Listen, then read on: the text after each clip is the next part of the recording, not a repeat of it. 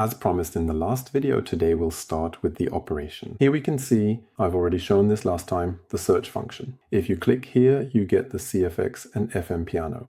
Here is a piano meaning a regular AWM2 sample piano and an FM piano together, which you can fade between using the super knob. That means if we're on the left here, we only hear the piano. You didn't hear it just now, but you saw it up here. And if we move to the right, we have the E piano. And we can fade back and forth like this.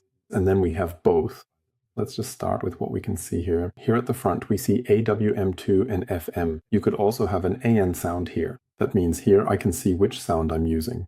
I wanted to click on that now, but we'll get to that later. Then I can mute and solo here. We know that from the hardware version, or at least most of us do. Actually, everyone should have a hardware version as well. Then here we can see which group it belongs to. Piano. If you click on it, you go straight in and it's already categorized. Here we see the part name. Again, if you click on it, you return to this menu. Then here we see the pan, meaning where the sound is panned or if it's in the center.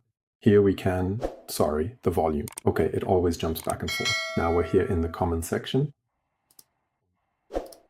Here we see the reverb, variation effect, dry, pan. Here the local control on and off, note limit. That is, which keyboard range, velocity limit, which velocity range it plays in, and simply the volume back here. We have this for every sound. I'll just add an AN sound at the end now, so you can see what that looks like. So now you can see the AN sound here, which you can also edit directly here. But we stay in the, can you set the range? Then you see a few things at the top. Those are for the main effect. The sends. These are the returns here. These are the sends. Each one is the overall volume for the performance. That means you can also turn them down, which I would recommend anyway. I think I already mentioned that in my video. Let's do it again. I'm not sure right now what time is for. We'll have to look that up. Then we have the ARP master and the motion sequencer master. These things only work if you turn them on.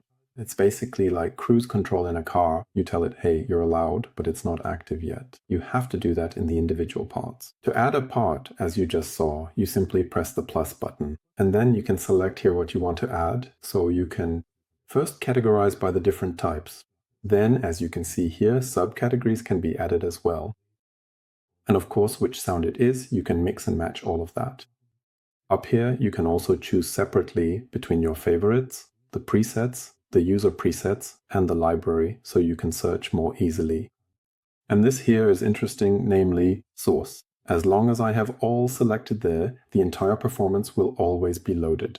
That means if I have a performance like here, for example, with several parts, you can see here 3 out of 16, then these 3 parts will be loaded. If I now click on source here and select a part, for example, part 2, okay, that's different from on the device.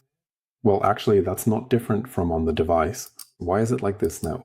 It seems like it's doing something differently here. Honestly, I would have expected that, just like on the device, only part 2 would be imported at this point. But obviously, for example, we have part 3 here.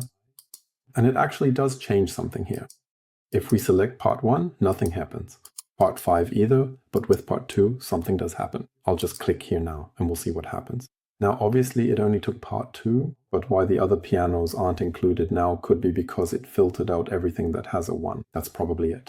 So, and now you can also see that the other 2 from this sound are there. If I click on 2 here again now, it will again only select the second one. So now there's at least a problem with the device. If I click here now, for example, and want to change it, I can no longer select all. I can now only select one part.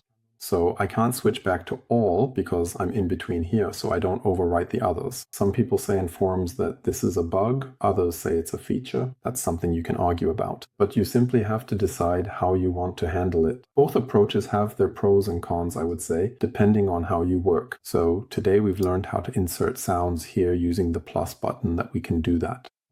And that we can control things here. What exactly that means, for those who aren't familiar with it yet, we'll discuss in more detail in one of the next videos.